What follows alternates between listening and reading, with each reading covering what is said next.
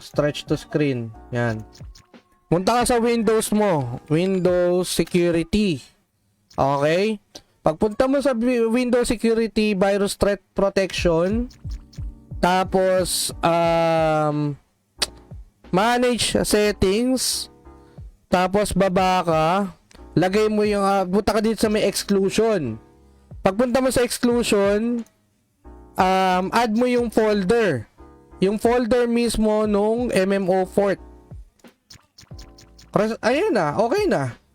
Ganun siya kadali mag-restrict ng ng folder para hindi siya nade-detect as virus at hindi na siya mabura.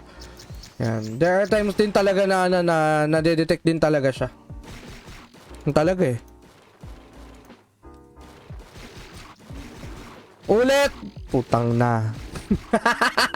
Salamat ka, balakas ka sa akin, Boss Bry. Eto na, oh. Yan.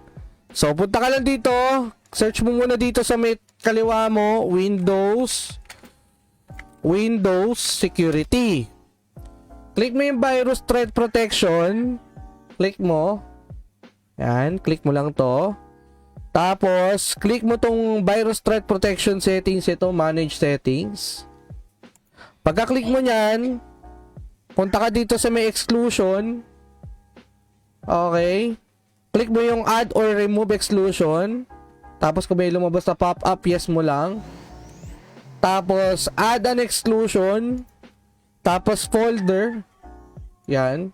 Yung buong folder na para Tapos, kung saan mo in-extra, hanapin mo lang. Click mo lang to. Ayan. MMO Fort Game Mode V2. Tapos, select folder. Yun na. All goods. Okay? Okay ba tayo dyan, pre? Okay ba tayo dyan, pre? Okay ka na? Papi, Bray? Ay, napagod din ako. After lunch, mag-extend tayo ulit dito. Walang tulugan, pare. Butang na. Okay ka na? Para makapag-end stream na tayo, tol. O di kaya PM mo na lang ako pag may concern ka, ha?